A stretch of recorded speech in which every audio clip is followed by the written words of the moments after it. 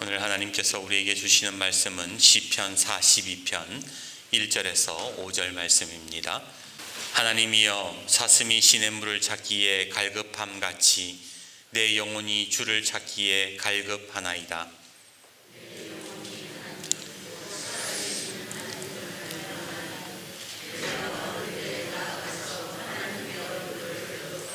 사람들이 종일 내게 하는 말이 내 하나님이 어디 있느냐 하노니 내 눈물이 주야로 내 음식이 되었도다.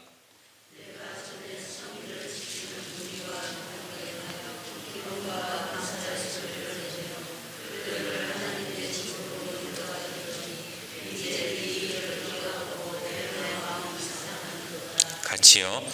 내 영혼아, 네가 어찌하여 낙심하며 어찌하여 내 속에서 불안해하는가. 너는 하나님께 소망을 두라. 그가 나타나 도우심으로 말미암아 내가 여전히 찬송하리로다. 아멘. 다윗에게는 그 어떤 아들들보다 사랑했던 아들이 하나 있었습니다. 하지만 그 아들은 그 아버지의 사랑을 원수로 갚았지요. 바로 반역을 일으킨 것입니다. 그렇게 사랑을 부어줬건만 왜 아들은 아버지를 죽이려고 했던 것일까요? 특별한 이유는 없습니다. 지가 최고인 줄 알았고 단지 아버지의 그 왕의 자리가 탐이 났던 것입니다. 사실 아버지 다윗은 압살롬을 피해 성을 떠났던 것이 힘이 없어서가 아니었습니다. 사랑하는 아들의 피를 보고 싶지 않았기 때문이지요. 하지만 정작 그런 다윗의 고민은 아들의 배신이 아니라 지금 이 문제를 어떻게 수습할 수 있는가라는 것이었습니다. 한번 생각해 보세요. 아들이 지금 반역을 일으켰어요. 아들과 칼을 겨누고 싶지 않아 성을 피해 떠났습니다. 그런데 그 아들이 나라를 장악해서 그대로 보고만 있자니 나라 꼴이 말이 아닌 것 같고, 다시 성으로 돌아가자니 아들은 반역죄로 잡혀서 죽임을 당할 것입니다. 사랑하는 아들의 그 모습을 보고 싶지가 않는 거예요. 다윗은 어떤 결정도 내리기가 힘이 들었던 것입니다. 이런 상황에서 다윗은 어떤 선택을 해야 하는 것일까요?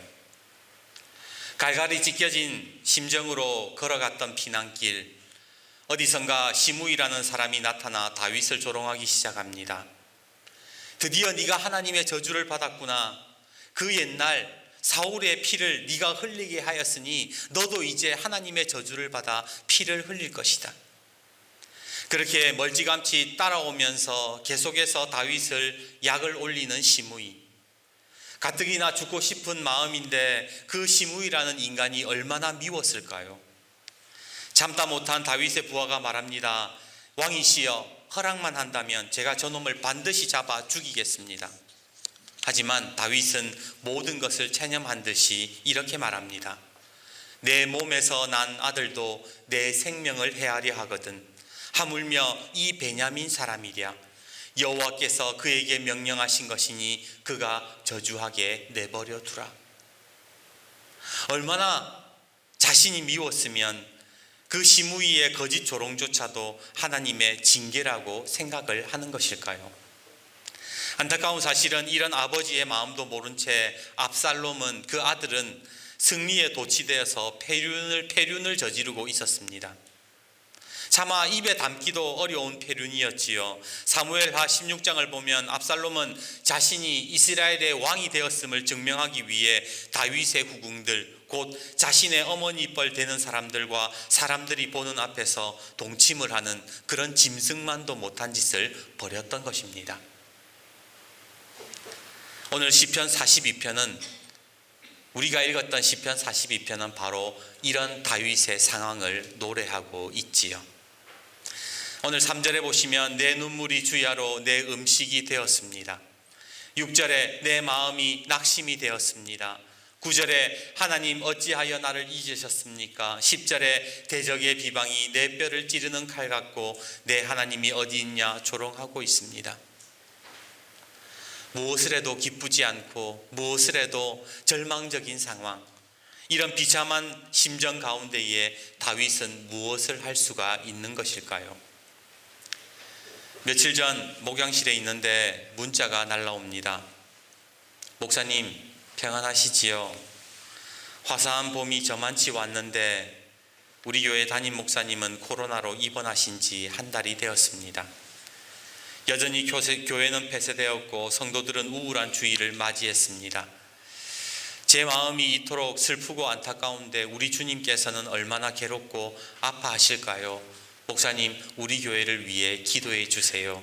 늘 강건하시기를 바랍니다. 샬롬. 한때 정말 사랑했던 교회였고 사랑받았던 교회에서 그런 소식이 들려오니 마음이 너무 좋지가 않는 거예요.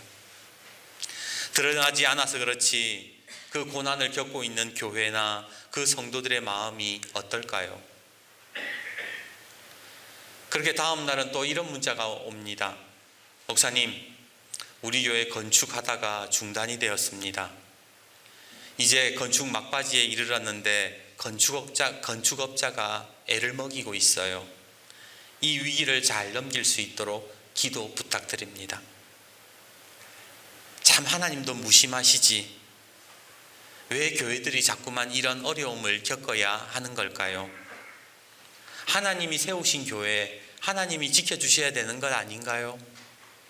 하나님의 예수님의 피값으로 사신 교회, 왜 하나님은 교회를 지켜주시지 않는 겁니까? 하나님이 침묵하실 때에, 하나님이 계시지 않는 것만 같을 때에 우리는 무엇을 하고 무엇을 할 수 있고 또 무엇을 해야만 하는 것일까요? 언젠가 게리 켈러라는 사람이 쓴 The One Thing이라는 책을 읽은 적이 있습니다. The One Thing. 이게 영어인데 무슨 말이냐면 한 가지 일이라는 제목이에요. 이 책은 신앙도서가 아니라 자기계발서입니다. 이 책에는 하나님의 말씀이 없어요. 그런데 이 책을 제가 읽으면서 깨닫게 되는 것이 하나 있었습니다. 그게 뭐냐면 문제가 많을수록 한 가지 일에 집중해라는 거였어요. 사람들은 문제가 생기면 많은 것을 시도해 보잖아요. 이것도 해보고 저것도 해보고 이 방법도 써보고 저 방법도 써보고 여기 기웃 저기 기웃. 그런데 그러지 말래요. 가장 중요한 한 가지를 찾아내서 거기에 집중할 때에 사람의 인생은 바뀐다라고 그 책은 이야기를 하고 있더군요. 마가복음 10장에 보면 마르다가 예수님에게 찾아와서 이렇게 말하잖아요. 예수님, 정말 바빠 죽겠는데 마리아는 예수님 곁에만 붙어 있네요. 제발 마리아에게 명령해서 날 좀 도와주라고 해주세요. 그러자 예수님이 뭐라 그러십니까? 누가복음 10장 42절. 몇 가지만 하든지 혹은 한 가지만이라도 족하니, the one thing, 한 가지만이라도 족하니 마리아는 이 좋은 편을 택했으니 빼앗기지 아니하리라 하시니라. the one thing, 예수님은 한 가지만으로도 족하대요. 바로 예수님과 함께 있는 것, 예수님 곁을 지키고 있는 것, 그것으로 족하다고 말씀하셨던 겁니다. 돌이켜보면 우리가 예수님의 음성을 듣지 못하고 주님의 응답을 듣지 못하는 경우가 있잖아요. 그 이유가 어디 있습니까?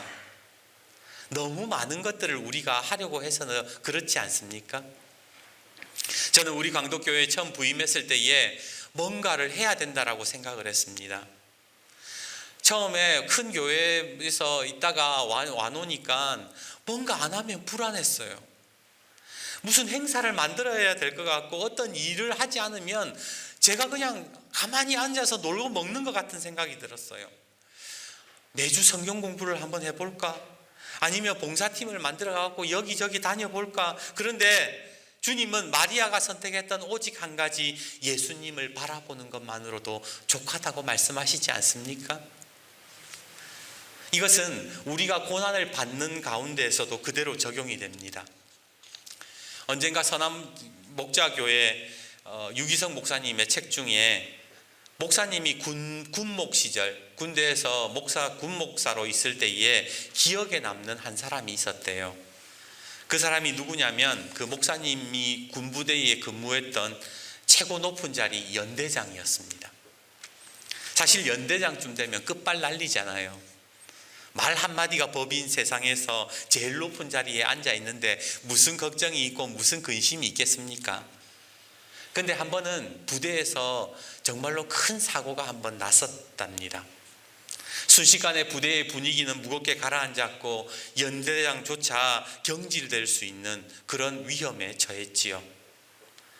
그래도 명색이 군목이라 이럴 때일수록 하나님 말씀으로 병사들을 위로해야 되겠다 그렇게 싶어서 운동장을 가로질러서 이렇게 병사들이 있는 숙소로 가고 있는데 어디선가 노래소리가 들려오더래요. 이 밤에 누구지? 조심스럽게 그 소리 나는 곳으로 가보니까 연대장이 운동장 구석에서 노래를 부르고 있는 거예요. 그는 눈을 감은 채로 이 찬양을 부르고 있었습니다. 괴로울 때 주님의 얼굴 보라, 평화의 주님 바라보아라, 세상에서 시달린 친구들아 위로의 주님 바라보아라. 힘이 없고 내 마음 연약할 때에 능력의 주님 바라보아라. 주의 이름 부르는 모든 자는 힘주시고 늘 지켜주시리. 눈을 들어 주를 보라. 내 모든 염려 주께 맡겨라. 슬플 때에 주님의 얼굴 보라. 사랑의 주님 안식 주리라. 그렇게 연대장이 구석에서 눈물을 흘리면서 찬양을 하고 있더라는 거예요.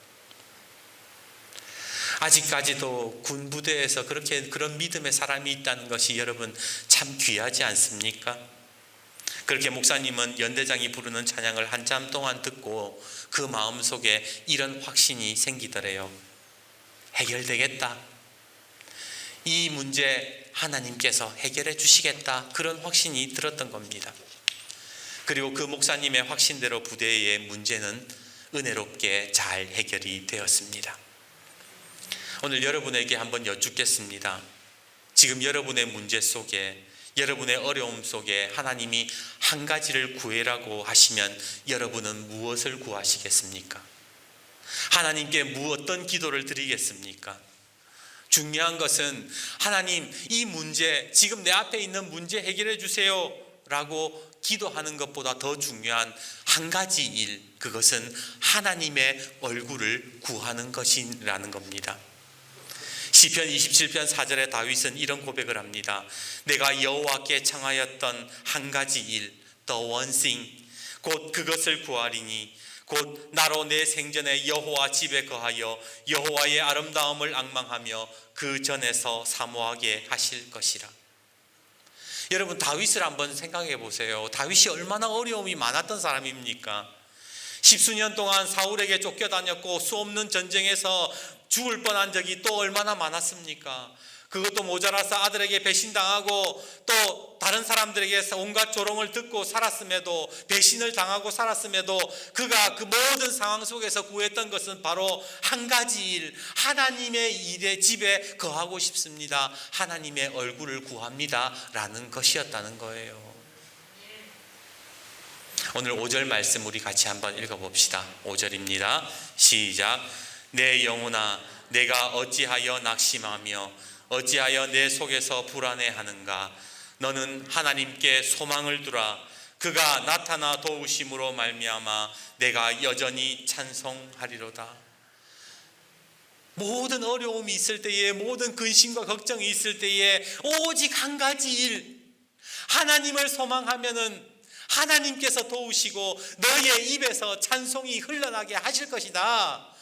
오늘 말씀은 그렇게 우리에게 증언하고 있더라는 겁니다. 그렇습니다. 다윗이 어떤 몸부림을 쳐도 헤어나올 수 없는 상황, 오늘 시편 42편 5절은 한 가지를 붙잡아라고 그렇게 말씀을 하고 있더라는 겁니다. 오늘 이 자리에 앉아 계신 여러분들의 삶에 어떤 어려움이 있고 어떤 문제가 있습니까?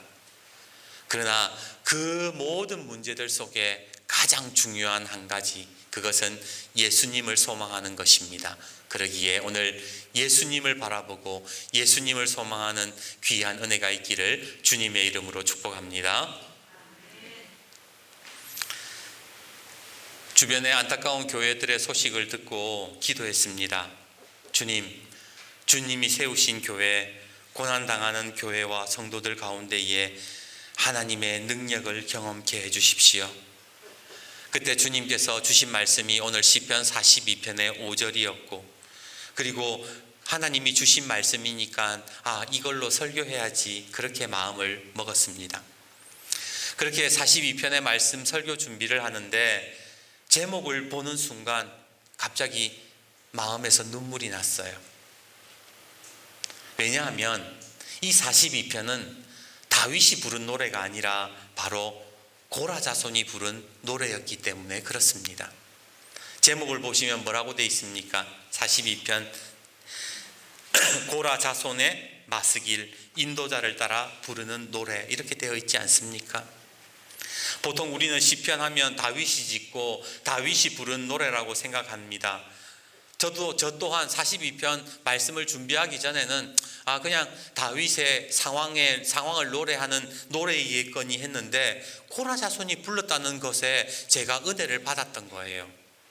왜 은혜를 받았는가? 왜 눈물이 났는가? 그것은 바로 비통한 심정에 놓인 다윗을 위해 고라 자손들이 그 다윗의 옆에서 이 노래를 불러줬다라는 거예요.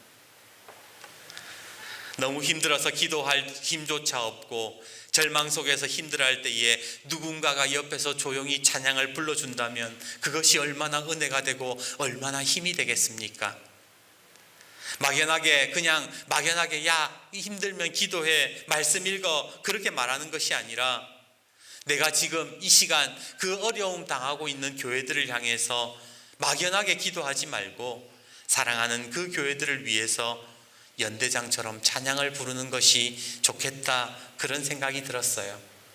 그래서 우리 그 교회들을 생각하면서 눈을 들어 주를 보라, 내 모든 염려 주께 맡기라, 그 찬양을 하나님께 올려드렸습니다. 오늘 어려움을 겪고 있는 교회와 우리 모든 성도님들께 주님의 말씀을 선포합니다.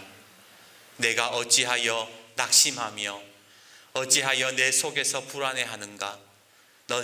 너희 교회는 하나님께 소망을 두라. 그가 나타나 도우심으로 말미암아 내가 여전히 찬송하리로다. 오늘 하나님께 소망을 두기만 하면 하나님께서 우리 교회들을 도우시며 우리 교회의 모든 교회의 성도들을 일으켜 세우실 것을 믿습니다. 오늘 본문에 찬양을 지은 고라 자손은 사실 출신이 그렇게 좋은 편이 아니었어요. 그들은 반역자 집안의 출신이요 천대받았던 사람들이었습니다. 왜냐하면 그들의 조상인 고라 족속이 위대한 지도자 모세에게 반기를 들었기 때문이지요. 문제는 하나님이 그들을 용서하지 않으셨다는 것이었습니다. 민수기에 보면 모세에게 반항을 했을 때에, 대적을 했을 때에 땅이 갈라져서 그들이 모두 땅에 삼켜져서 죽는 형벌을 받았기 때문이지요. 오늘 우리나라 역사를 봐도 영모의 자손들은 반역의 후손이라 그래서 출세길이 막히고 신분이 강등되지 않습니까? 마찬가지로 유대 사회에서도 고라 자손은 그런 취급을 당했던 겁니다. 반역의 낙인이 찍힌 사람들이었습니다. 그런데 그들이 다시 일어나 하나님을 찬양했습니다. 어떻게 그들이 그런 천대받는 곳에서 다시 왕 옆에서 찬송을 부를 수 있는 사람들로 일으켜 세움을 받을 수 있었을까요? 그것은 바로 오늘 말씀 더 원싱, 한 가지 중요한 일들을 그들이 깨달았기 때문입니다. 그래서 고라 자손들이 쓴 시를 보면요, 시편 42편에서 이 42편을 보면 오늘 뭐라고 얘기합니까? 내 영혼아 내가 어찌하여 낙심하며 어찌하여 내 속에서 불안해하는가? 너는 하나님께 소망을 두라, 그렇게 말씀하잖아요. 43편 뭐라고 말씀합니까? 똑같이 말씀합니다. 44편 17절은 이 모든 일이 우리에게 임하였으나 우리가 주를 잊지 아니하며 주의 언약을 어기지 아니하였나이다. 그들에게 있어서 가장 중요한 한 가지, 그것을 그들은 붙잡았기 때문에 바로 왕의 옆에서 하나님을 찬양할 수 있는 특권을 얻게 된 것입니다. 그러기에요, 오늘 우리가 어떤 상황에 있어도, 어떤 밑바닥의 상황 속에 있어도 우리가 하나님께 소망을 두고 하나님을 잊지 아니하고 주님을 바라보면 이 모든 문제가 온전히 해결되고 하나님의 능력이 나타나게 되는 것입니다. 이제 말씀을 맺겠습니다.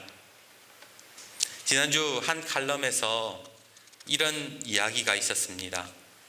어떤 성도가 여행 중에 조그만 마을에 있는 이 작은 교회에서 예배를 드리게 되었대요. 왜 여행하다 보면 주의를 지켜야 되니까 작은 시골 교회 찾지 않습니까? 가보니까 교회의 성도가 한 15명 정도밖에 안 되더래요. 근데 그 작은 교회에서 예배를 드렸는데 얼마나 은혜가 되는지 자기가 지금까지 드린 예배보다 훨씬 은혜를 많이 받았다는 겁니다.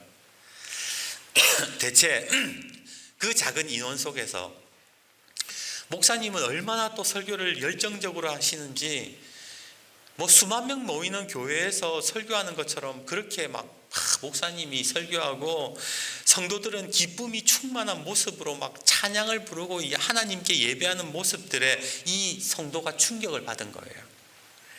예배를 바치고 목사님을 찾아갔습니다. 목사님, 오늘 정말 큰 은혜 받았습니다. 그런데 이렇게 작은 교회에서 어떻게 이렇게 대형 교회 못지않은 힘 있는 찬송과 예배를 드릴 수 있는지 궁금하네요. 그러자 목사님이 한 가지 간증을 하더래요. 자기가 전도사 시절에 시골 깡촌에 파송을 받았답니다. 첫날 예배를 드리는 날 목사님은 크게 실망하고 말았습니다. 딱 예배당에 가보니까 귀가 잘 들리지 않는 할머니 두 분만 예배당에 앉아 있는 거예요. 목사님은 생각했습니다. 말귀도 못 알아들으시는 할머니들이 예배를 제대로 드릴 수 있을까? 이 두 사람과의 예배 속에서 무슨 은혜가 있고 말씀이 어떻게 들어가는가, 그만 낙심이 되고 말았대요. 그렇게 힘없이 예배를 마치고 그날 저녁 책을 읽는데 그 책에 이런 글이 쓰여져 있더랍니다. 그러므로 천사들과 대천사들과 하늘의 모든 사람들과 함께 주님의 영광된 이름을 찬양하고 경배합니다. 순간 깨닫게 되는 것이 있었대요. 내가 왜 할머니 두 사람하고만 예배를 드린다고 생각했을까?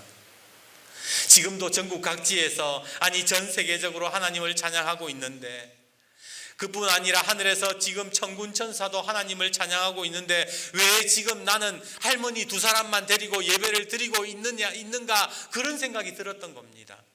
그래서 하나님께 기도했어요. 하나님, 용서해 주십시오. 지금 내가 드리고 있는 이 예배 속에 이 두 할머니만 있는 것이 아니라 하늘의 천군 천사와 수많은 예배의 동반자들, 기도의 동반자들이 함께 하나님께 예배드리고 있는 것을 제가 깨닫지 못했습니다. 그리고 그 다음부터 어떤 예배든지 간에 할머니 두 사람이 아니라 수많은 천군 천사와 함께, 그리고 지금 전국 각지에 이 시간에 말씀이 선포되어지는 말씀과 하나님 말씀을 들으려고 오는 수많은 사람들이 이 시간 하나님을 찬양하고 있다는 이 사실을 목사님은 기억하면서 그렇게 설교를 했다라는 거예요. 제가 그 글을 읽으면서 지난주에 우리 성도님들이 좀 빠졌을 때에 힘이 빠진다는 생각이, 말했던 생각이 나요. 저도 회개했습니다. 지금 우리 광덕교회만 예배드리고 있는 거 아니잖아요.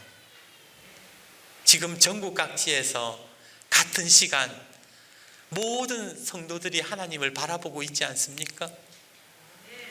지금 우리가 예배드리고 있는 이 순간 천국에서 하늘의 천군 천사들이 하나님을 찬양하고 예배하고 있지 않습니까? 왜 우리만 예배를 드린다고 생각합니까? 왜 우리만 인원이 적다라고 그렇게 생각을 합니까? 아니잖아요.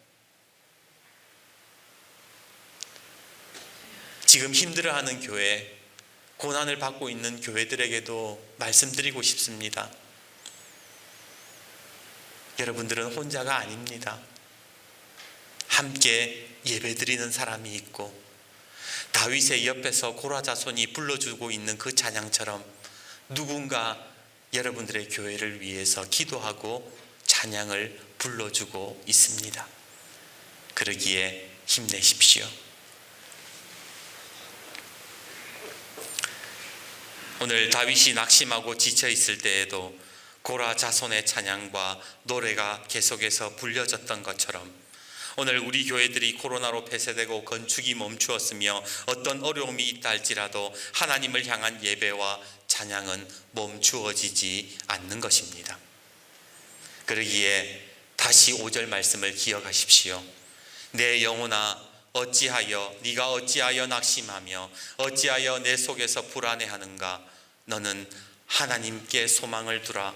그가 나타나 도우심으로 말미암아 내가 여전히 찬송하리로다. 옆에서 고라 자손이 다윗을 향해서 그 노래를 불러줬을 때에 다윗의 마음에 힘을 얻고 다윗이 다시 일어나게 되었던 것입니다. 그러기에 오늘 우리는 한 가지 일을 기억해야 됩니다. 오직 하나님께 소망을 두는 것.